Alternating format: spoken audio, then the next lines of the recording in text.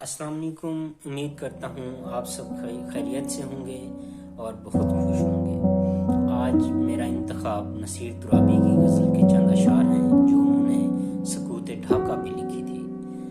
پیش خدمت ہیں، وہ ہم سفر تھا مگر اس سے